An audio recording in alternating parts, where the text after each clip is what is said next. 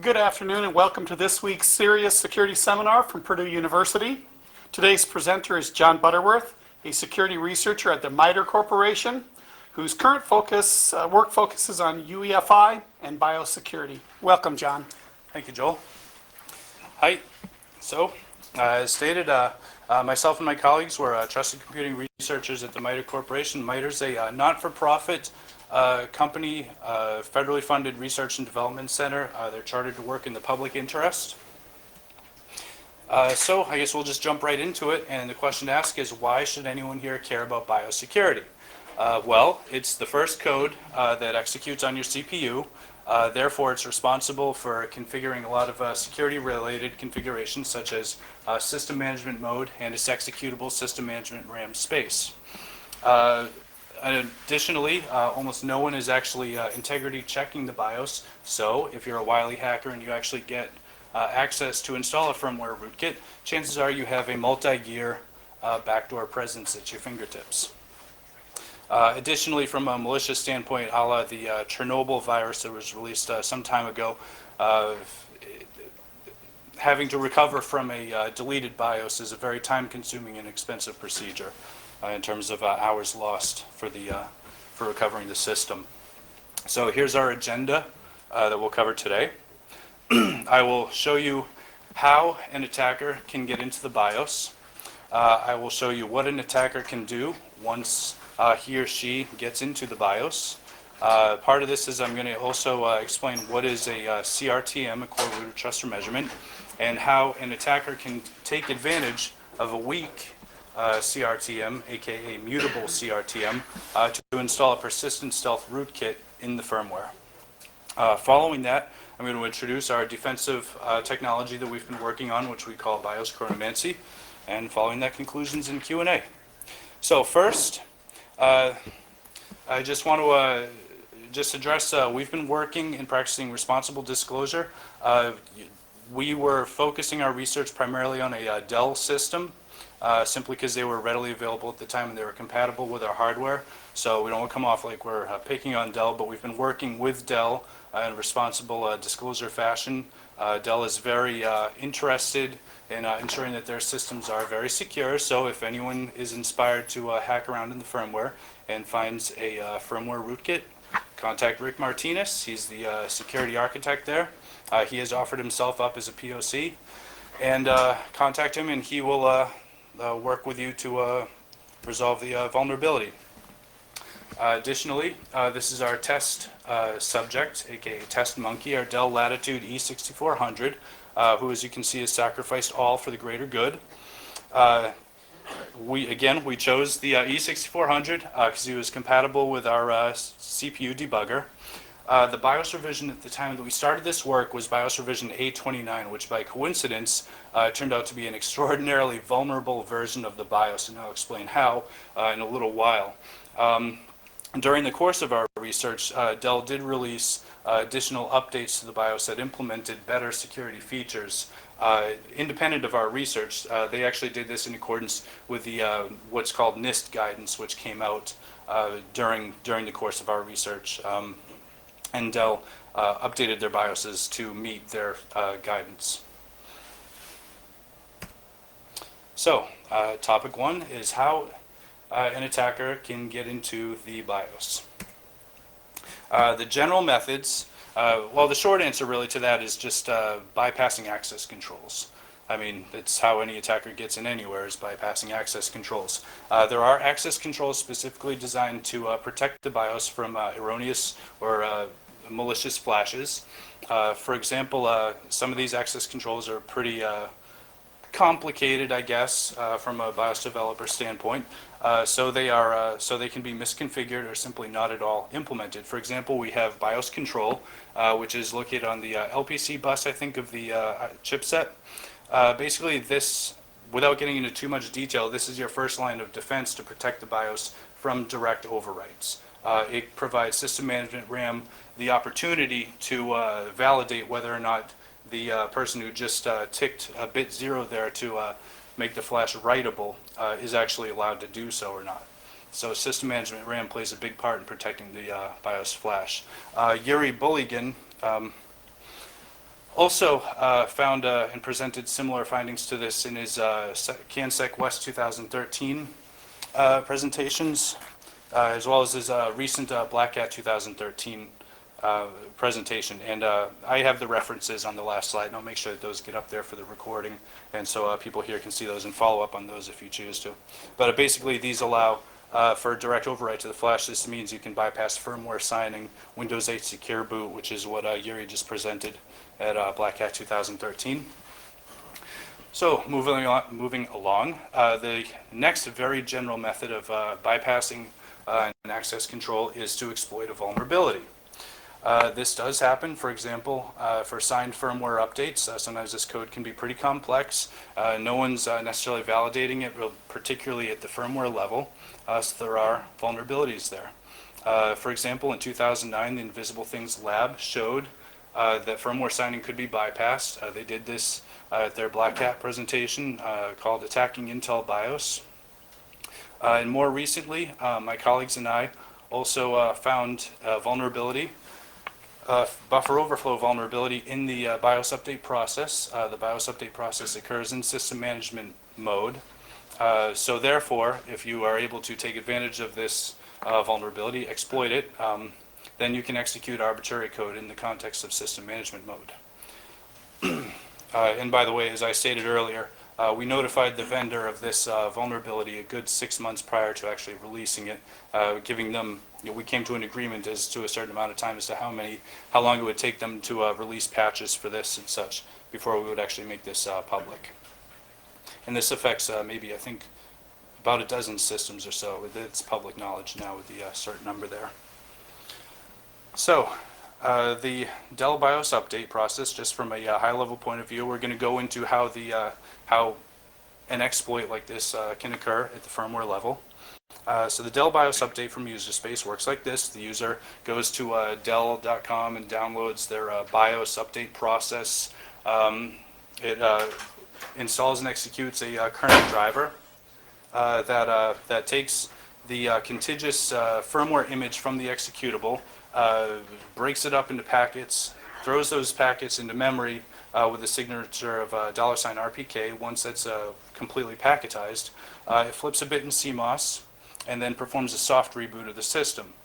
Just a quick clarification, a soft reboot means that power is never actually cut to the system, meaning that memory contents remain constant, static I should say.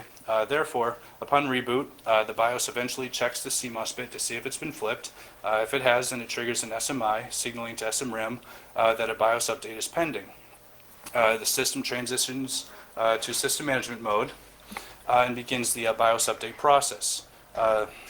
It basically scans memory, locating these $RPK packets, finds them, and it reconstructs them into just what we decided to call the image reconstruction space. So once the original contiguous image has been reconstructed in the space, it verifies the firmware signature for the firmware signing, and assuming that checks out, then it flashes out to the BIOS chip, and your BIOS is updated. Now, this is the attack surface for this attack. This is the data that the attacker actually controls in this case. This definition comes from Dell's open source implementation of their BIOS update as they wrote for Linux. And that's not to say that open source or Linux helps attackers in any way. The real solution to this is just to make sure you're actually validating your inputs, of course, as everyone here knows. But it's handy that we actually had this because it helped clarify a lot of things that we were seeing.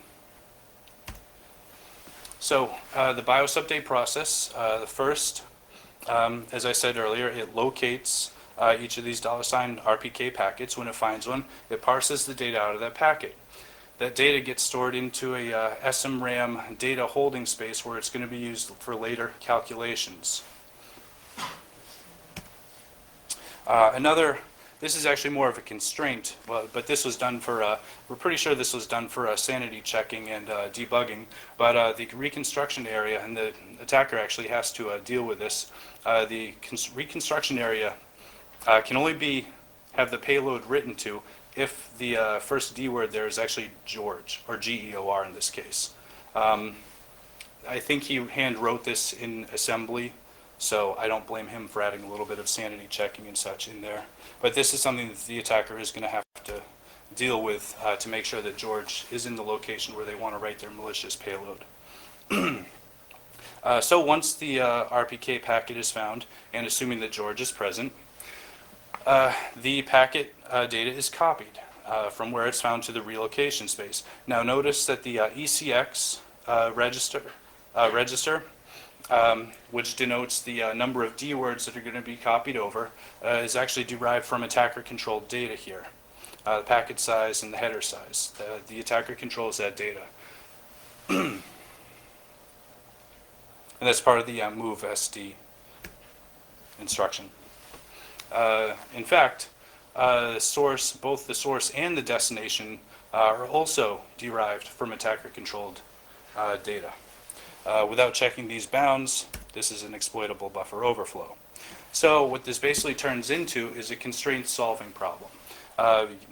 The copy destination, copy source, and copy size are all interdependent on one another, and these operands, if you change one, all the others change. There are other constraints, of course, that the attacker has to understand and work around. For example, as stated, the copy destination must have GE or George written to it. The copy destination must be lower in memory than the return address that you want to overflow, because you're going to be writing memory upwards in this upwards.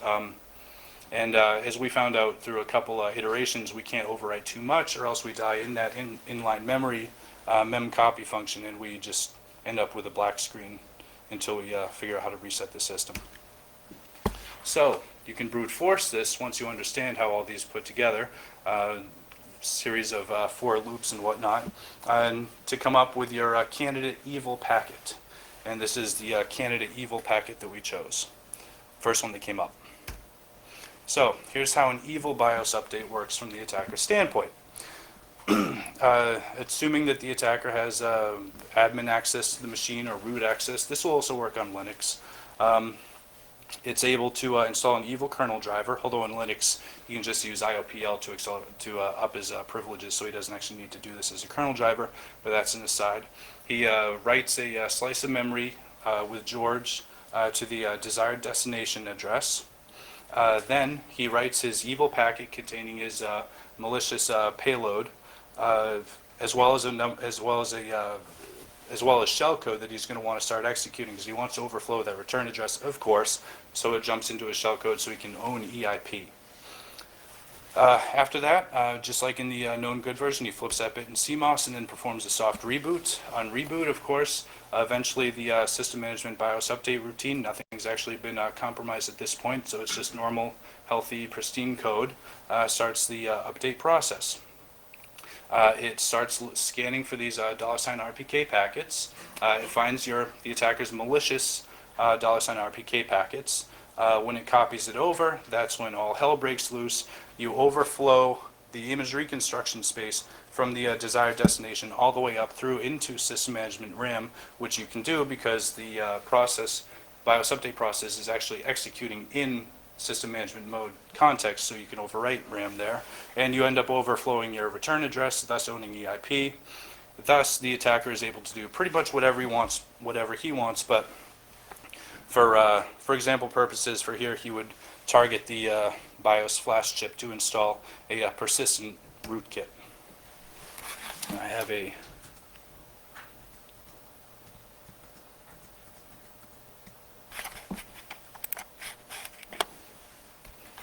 video here.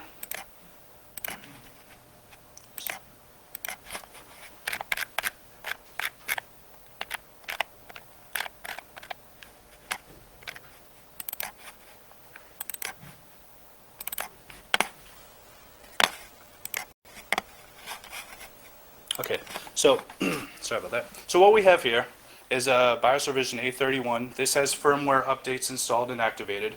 We're just going to go into BIOS setup just to prove this fact.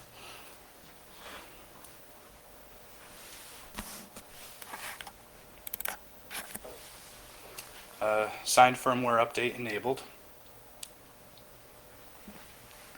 Now we're just going to reboot the system. The attacker is going to execute his evil binary, and we'll see what happens.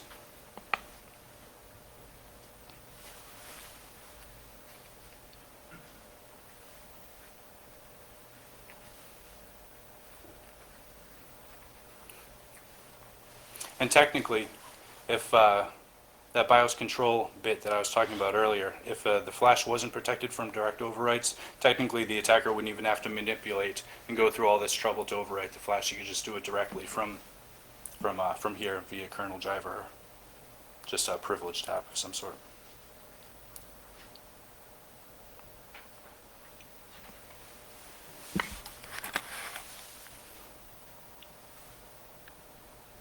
So we've written the malicious $RPK, as well as the shellcode and everything to memory. We've overflowed the buffer, and just for benign proof of concept, we're just showing that we found a print to screen function in the SMRAM BIOS that prints out stuff like flash BIOS update program and such, and we just utilize that just to put in our own little message. So now that you can see that there are ways an attacker can actually get into the firmware, I'm going to show you what an attacker can do once they do get into the firmware. We're also going to talk about what is a core root of trust for measurement, and how does its weakness, mutability, open the door for an attacker to establish a persistent stealth rootkit. Now technically, by the book, modifying the firmware is something that should actually be detected.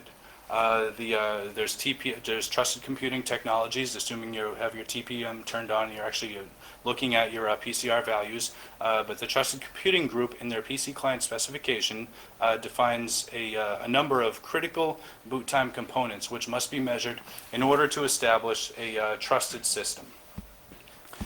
Each of these the measurement of these components is, as a whole, referred to as the static root of trust for measurement. Static because it's assumed that you're measuring the same thing every single time the measurement is taken. Thus, you should see the same hash values when you dump your PCR sets, and I'll explain what those are coming up. So each component is measured. The idea is that each component is measured prior before handing off to that next component. Thus, you're sort of forming a chain of trust, if you will. This discussion pertains specifically to that very first measurement which takes place, called the core root of trust, so it sort of forms the anchor, as you might see it written. It's responsible for measuring itself, as well as the BIOS, and then handing off control to, well, what comes next, the MBR, I suppose. So in theory, assuming that this is turned on and you're actually observing the measurement of these critical boot time components, if someone were to install like a boot kit or a firmware virus or just anything like that, you should actually see a change that's detectable. However, I'm going to show you that that's not really true. First, a little bit of terminology. Sorry. We have the Trusted Platform Module, the TPM. It's a security chip located on the motherboard. It has a lot of different functions. Most pertinent to this discussion are its ability to provide a signed set of its current PCR set. It can also provide signed tick stamps, which we'll talk about later when I talk about the actual measurement technique that we can use to detect these kinds of firmware viruses. Next, we have the platform configuration registers, PCRs. These are resident on the TPM chip itself. They're 20-byte hashes. Each of these hashes is intended to represent a measurement of one of these boot time components defined by the TCG. They are set to 0 on reboot. They can only be modified with an extend function. Now, an extend function means that it's the current PCR, it's the SHA-1 value of the current PCR value concatenated with the SHA-1 value of the measurement of the boot time component that you just took. So here's just a example of a measured boot, which is the same thing as the SRTM. It's sort of synonymous. It's just a different term. So we see here that the BIOS measures itself and extends that in the BIOS. Excuse me, the CRTM measures itself and then it measures the BIOS and then it extends that value to the TPM PCR 0. The remaining measurements are beyond the scope of this discussion. I'm just going to put them here for reference. People can look into them if they wish. And just to show how our work differs from work in the past, uh, past trusted computing researchers like Chronomancy have actually attacked the TPM itself, like he used an electron microscope to actually try to get the keys and such out of the trusted key store of the TPM. We're not attacking the TPM technically, we're actually attacking the vendor implementation of the static root of trust for measurement. Now, to try to make this a little bit less abstract, let's just kind of see like where the CRTM is located, just kind of like get a little bit lower level, just like I said, just to make this a little bit less abstract. So here we have the Q45 Express chipset. This is the chipset that's present on the E6400. Looks similar to the newer chipsets too. It contains a processor, memory controller hub that controls I/O, of course, to system RAM, and a ICH, an I/O controller hub, which controls I/O to a number of devices, but most specifically to this conversation, the SPI flash, which is where the BIOS flash chip lives, and the TPM. So I'm just going to simplify this to include just those components only. So when you power on the system and the BIOS starts executing, performs various like generic system configurations, chipset configurations and such, specific to the Dell BIOS now, it begins processing a number of modules. Some of these modules are completely benign, like they contain like the splash screen image, the bitmap image that you see like whenever you power on your system. That's one of them. Others contain much more important code, such as that which instantiates system management mode and its executable system management RAM space, and of course the core root of trust for measurement. So the Dell implements the CRTM on the Dell, executes, measures what it's going to measure, and I'll talk specifically about what it does measure coming up in a little bit, and extends that measurement to PCR0. First, though, I just want to talk about some general problems with relying on PCR hashes as indicators of a healthy system, a trustworthy system. For example, there are no golden PCRs, golden sets of PCRs provided by the OEM manufacturers. What this means is that the owner of the system has to read their own PCR values and determine on their own whether or not these values can even be trusted to begin with. There's no description provided by the OEM as to what exactly was measured to create these hashes that you see in the PCR registers, meaning that it's impossible for a third party or for the owner really to go in and verify that the values that they read from the PCR values are what they actually should be reading. They can't verify. In our research, we were surprised to find that homogeneous systems can actually have different PCR sets. And by homogeneous, I mean exact same hardware configuration, same model, same BIOS revision, everything else all being equal. Some of them had different PCR sets, which was unexpected and a little bit strange, a little bit unreliable. We were also surprised to see duplicative PCR values in our dumped PCR sets. For example, as you can see here, indexes 1, 2, and 3 all actually have the exact same SHA hash. What this basically tells you is that no new information was measured by the CRTM, or by the SRTM I should say, and inserted into those PCRs. It also technically means that this SRTM is not following the specifications outlined by the Trusted Computing Group. So, now on to specifically what the E6400 is measuring. This is displayed in the image at the top. This is the BIOS, as well as you can see the OEM CRTM. That's actually a typo. The gray slices are actually what is being measured by the CRTM. So as you can see, it's not much. Looking at this picture, you would correctly surmise that it's pretty trivial to overwrite arbitrary bytes in this BIOS and not trigger any changes in the PCR0 values. And if you did that, you would find the exact same findings that Yuri found with his CanSec West 2013 presentation. He did that to his Asus motherboard. and found the same results. However, this slide's a bit of a red herring. The real problem is not that they're measuring so little of the CRTM. The real problem is the fact that the CRTM itself is mutable and can be modified by an attacker who gains access to the firmware.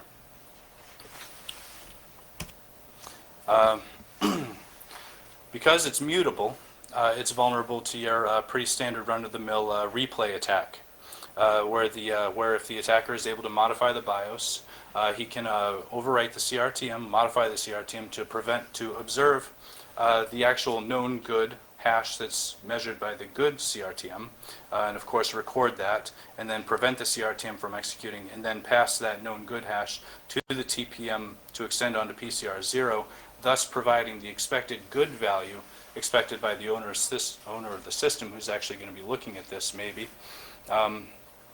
thus making it appear that the BIOS is pristine and unmodified when in fact you have a firmware rootkit on your system. And this I want to point out, because of the last slide I mentioned that there was a red herring, that they were measuring so little. It doesn't matter how much of the BIOS they're measuring in this case. If they were measuring the entire BIOS, this attack would still work. It's just an unfortunate coincidence that they're also measuring so little. So let's talk about some really bad things that we created as a proof of concept, just to make the point known that this kind of stuff can happen. So we created a couple of proof of concept firmware rootkits. Each is installed programmatically. You don't have to tear apart the laptop like you saw in the E6400 picture. We created what we call the tick and the flea. The tick is a persistent stealth malware. It achieves stealth by performing that replay attack that I just described, thus evading detection by forging the PCRs. And once it's done that, it's able to modify any other portion of the BIOS, such as inserting itself into SMRAM and such, without being detected by current technologies. The flea has all the same stealth and persistence capabilities as the tick. However, it's also able to persist beyond flash updates. So the takeaway here is basically that because of the tick, you can't necessarily trust the TPM. You can't rely on the TPM to save you, but because of the flea, you also can't really rely on reflashing your BIOS to save you either. So here's just a quick recap of how a normal PCR0 measurement occurs. The CRTM executes, performs, measures itself in the BIOS, taking that hash and extends it onto TPM to extend onto PCR0. Now when we have the tick installed, the tick, of course, prevents the CRTM from executing, takes its known good hash to extend onto PCR0 with, thus providing the exact same hash that's expected. And I have another video. I wish I could do live demos of this, but there's no way my company would let me travel with Rootkits. So this is a pristine, unmodified system. I hope you saw it, but that was the normal Dell splash screen. Technically that's going to be our only indicator that this system has not been tampered with. So first, what we're going to do.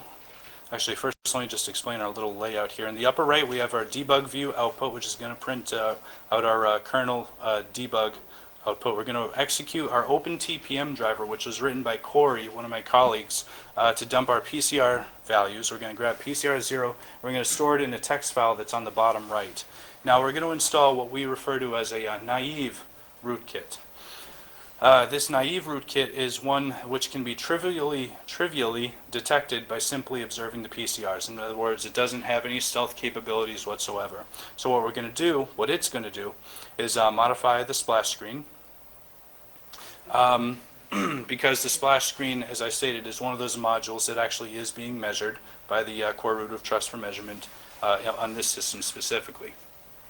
So what we expect to see when we log in and run our OpenTPM driver to dump our PCR set is that the PCR0 value should be different from the original known good PCR0 value.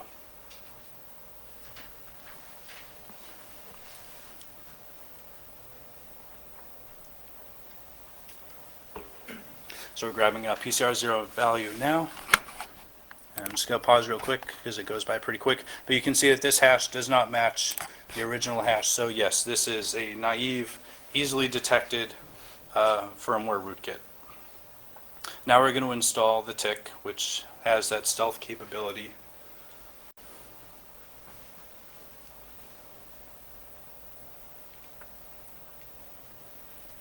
And the tick is also going to install a splash screen, which also, according, as we've seen, should change that value in PCR0.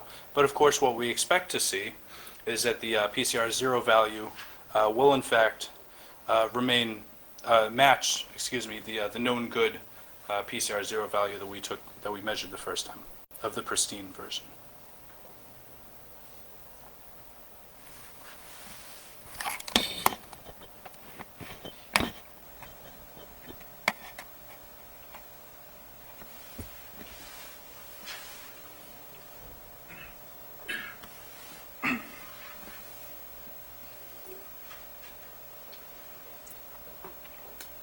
And once again, run OpenTPM. And by the way, we released the source code to OpenTPM, and I have a link to that too. If anyone here wants to start playing around with their PCR sets, at least you can dump them and take a look sometime. It's pretty cool. It's open source, and so you have the source code. So yes, as we expected, the hash, the PCR0 hash produced by the tick's replay forgery does match, in fact, the known good, the expected good value.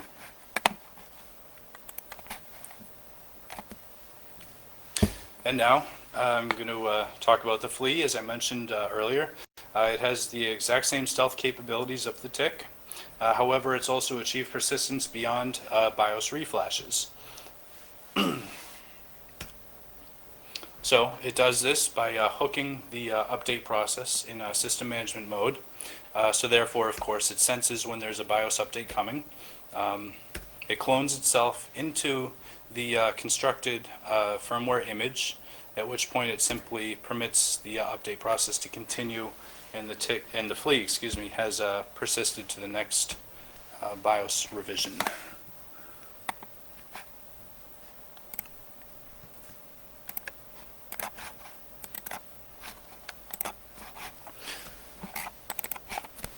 So what we have here is a BIOS revision 829, very vulnerable version. The flea is actually already installed. Just in the interest of saving time, the flea is already present on this, so I'm not going to show the stealth capabilities of the flea because it's the exact same as the tick. But what I am going to show is how it can persist from one BIOS revision to another. So currently we're at BIOS revision 829, and we're just going to upgrade that. We're going to be good doobies and upgrade our BIOS because Dell has released a new version that has signed firmware updates and all kinds of good security features. And this is just Dell's standard update utility.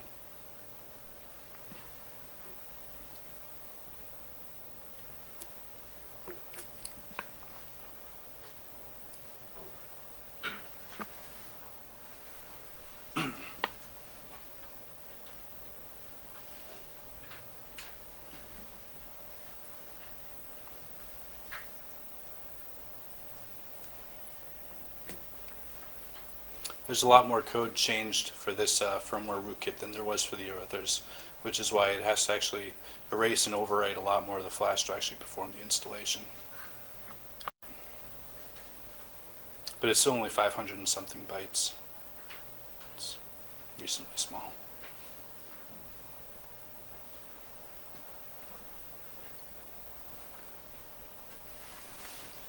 So we've updated our BIOS to BIOS revision A30, and the splash screen, hopefully you notice that it's changed, and now the flea is saying I live. The flea has persisted to the next BIOS revision.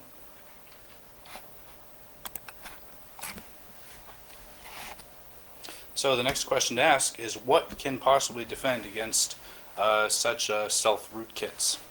Well, we created BIOS Chronomancy, which is our firmware implementation of what's called timing-based attestation.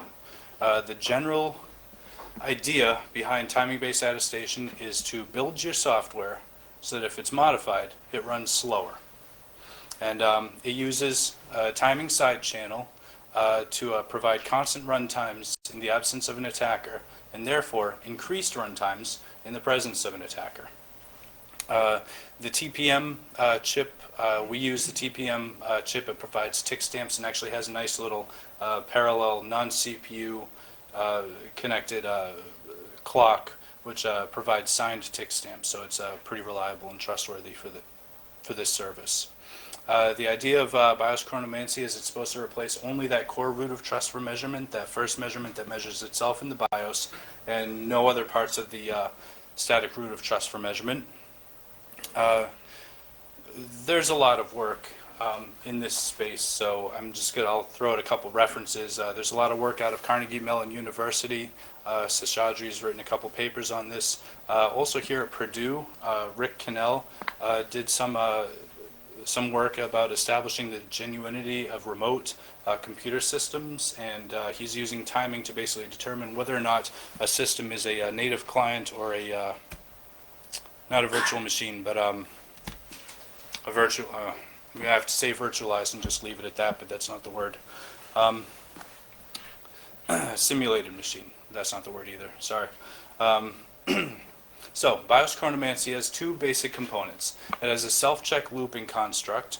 This is the self-measurement, and this is what really will add to the measurement times. This is where you'll see the greatest increase in measurement times if an attacker is trying to hide in the presence of BIOS chronomancy. And then we have the linear sweeps, and this is what's going to measure the rest of the stuff, like the BIOS, your option ROMs, and any other parts of the system that you want to measure, as specified by the TCG.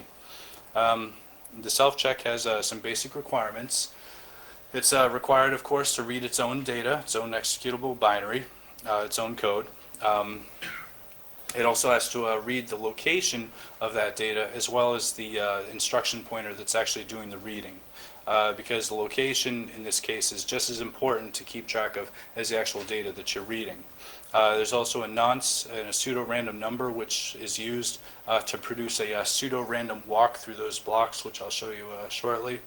And it does all this millions of times, because when you modify and add an instruction and then re-execute that instruction, say millions of times, the time adds up. So we have so each of these blocks contains data like this that has to be accounted for. So we have our nonce, our data pointer, our dereference data pointer, our instruction pointer, all mixed in that modify the checksum as the measurement continues. Each of these blocks differs slightly from one another. They're not all identical, like we change the order of operations and such, just so that the attacker can't really modify just one of them and sort of like fake the attack. If he modifies one, he has to modify all the blocks, is the general idea behind that. So we have, so as I said, we take a pseudo-random walk based on that nonce. So basically we just iterate through these loops in just pseudo-random fashion, say 1,000,000 times. We've actually done experiments, which I'll show you the results for, at 625,000 times, 1.25 million times, and 2.5 million times. And pretty much anything over 625,000 times is a pretty measurable difference. So the other component of BIOS chronomancy is the linear sweeps. As I stated, this just executes and measures specifically those ranges like system management RAM, the BIOS, of course, and other parts, other security important parts that need to be measured. Option ROMs and such defined by the TCG is one of those critical boot time components. So just to hopefully illustrate this further, let's take an example from an attacker. Let's say the attacker wants to install a tick or a flea on the BIOS. So we have our little red code here, which just says, the attacker has modified the BIOS flash chip. He's gotten access to it. He has this code there, but he knows that there is BIOS chronomancy code here. So he knows that if he does nothing, he's going to be trivially detected by the linear sweeps. When these linear sweeps run and measure the BIOS, if the attacker does nothing, isn't able to get out of the way or modify the linear sweeps at all, he's going to be trivially detected. So the attacker wants to modify those linear sweeps.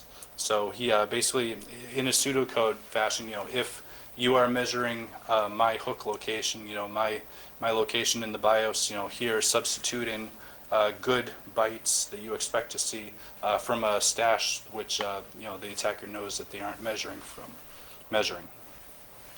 However, knowing that there is the looping construct, because he's modified the linear measurement code, and he knows that these looping constructs serve to measure the entirety of this code here, from the linear measurements all the way up to the beginning of the BIOS Chronomancy. Because of that, he also has to forge every single one of these blocks. This is where the time really starts to add up. Even if he's just throwing in a couple instructions in there, if you're looking at my data pointer, if you're trying to read my address where I'm at and I'm trying to hide, substitute in this good data.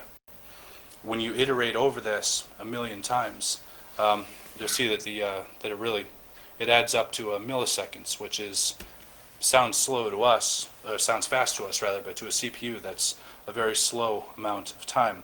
So we have performed some experiments on 18 Dell Latitude E6400 laptops, running in these loop configurations of 625,000, 1.25 million, and 2.5 million.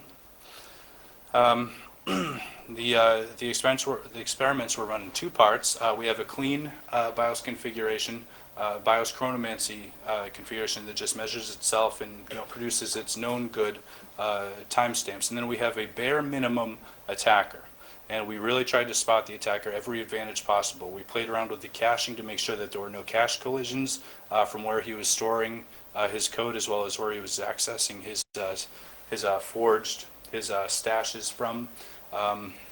Also, not to get too much into it, but some of those modules that I was talking about, if you modify them, they'll change the size. And if you change the size on that, then that actually adds a lot of time in the linear sweeps. So we made sure that the known good code actually had the exact same size of the modules, so that the overhead on both would be equal in that respect. So basically, what we have here as a result, you can see that in some instances here, the attacker actually wins. Some of these outliers down low where the code for some reason ran a little bit faster than at other times. And here, you'll see that sometimes the code ran a little bit faster, slower rather, for the known good. And there's an overlap there. So sometimes the attacker can evade detection in this respect. But over multiple reboots and executions and measurements and such, I think that you'll find that even in that case where the attacker wins once in a while, chances are you're still going to see that there are enough anomalies of different unexpected timing amounts that you will still actually detect the attacker. Where it really starts to pay off is when you increase to a 1.25 million self-check iterations. In this, the attacker doesn't even get close. And the difference between the known good BIOS Chronomancy code and the attacker forged value is about 32 milliseconds. Actually, in the previous one, it was only 4.8 milliseconds, which I guess is cutting it a little bit close. But 32 milliseconds is, from the standpoint of a 2 gigahertz or more CPU, that's a lot of time. And 2.5 million self-check iterations, just to ram it home even more, the difference between the two is about 128 milliseconds. Now, of course, it's not perfect. There are TOC-TOW attacks, time of check, time of use.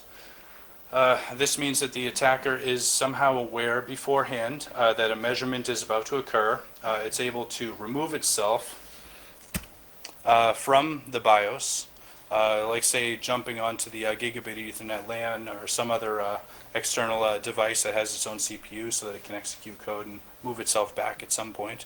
It gets out of the way. BIOS Chronomancy starts its measurements. The self-check completes. All the measurements are done, and then the attacker moves itself at some point back into the BIOS, thus maintaining its presence, even though timing-based attestation thinks that everything's clean and good. The timing measurements check out okay, as well as the checksum also checks out okay. So, in conclusion, It's best to assume that attackers can get into your firmware. Bad things can happen when an attacker gets into your firmware. I don't think that people should blindly trust trusted computing implementations, as well as I'd like to see more openness from the OEMs too, and actually sharing with industry, I guess, with the rest of industry as to what exactly is being measured, so that people can go in and maybe verify these measurements and such. I think we try to show that as long as this kind of stuff is possible, even if it's not exactly commonplace, you can't entirely rely on trusting your core root of trust for measurement in your trusted computing technologies. I mean, right now this stuff's pretty difficult, but in 5 years, who knows, this might even be easy. It's just the way people, evolve.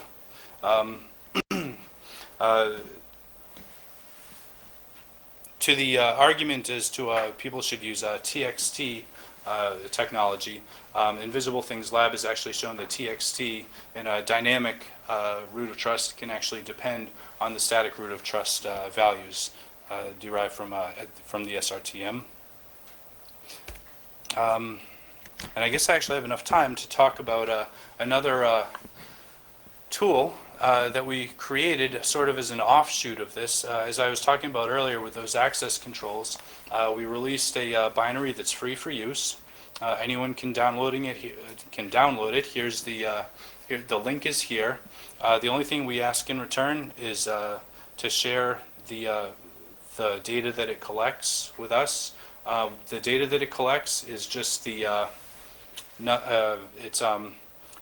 BIOS control settings and other firmware settings. So basically what we're doing is we're researchers, and we're trying to create our next research paper, which is trying to figure out how prevalent is this problem in industry of having vulnerable firmware. So we want to say, X percentage of systems have the BIOS control wide open, meaning that the flash chip is directly vulnerable to direct overwrites and such like that. So the data collected pertains specifically to BIOS control, protection range registers. It does collect the host name of your CPU, but you can use an anonymizer script to remove that kind of stuff. We provide that just because we've been licensing this out to companies in industry who are using this, just to kind of get an idea of what their firmware vulnerability standpoint looks like. If anyone watching this is working for a company that's developing a security tool, something like that, you can probably actually obtain the source code for this. For the free for use, right now it's just the binaries. So we have 64-bit and 32-bit as well. Right now it's just Windows, but we're going to be releasing a Linux application binary as well too that will do this. Let me make sure. So if anyone here has any questions, you can either ask now, or these are this is my email address as well as my colleagues' email addresses, specifically for the Copernicus tool. If you have any inquiries about that, you can send an email to that one specifically. We all check that. Let's see, if anyone here wants to learn more about TPM's reverse engineering, x86 architecture, basically like really low-level firmware stuff, not just low-level firmware, but mostly. OpenSecurityTraining.org, OpenSecurityTraining.info, training.html. We offer these. Basically, you can just download the courses for free. All the information's for free. If you happen to know about this stuff, you can take the courses and go teach it yourself too. Let's see. As I mentioned earlier, Corey wrote that OpenTPM driver, which allows you to download and check out your PCR sets. So you can download the source for that. You can play around with that too if you want. That's at code.google.com/p/OpenTPM. And let's just make sure that the references get also put on the video, so if anyone also wants to follow up with that. And I think I actually finished 10 minutes early, which is good, because sometimes this thing goes like 90 minutes. So I had to chop a lot because I was worried about time. So This presentation that you just saw was adapted from our Black Hat 2013 presentation just this past, the last month that we presented this at. So modified slightly for editing for time. I think that's about.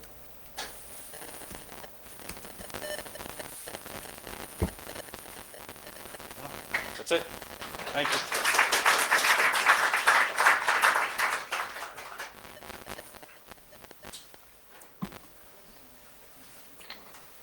If anyone has any questions, I'll stick around for a little bit.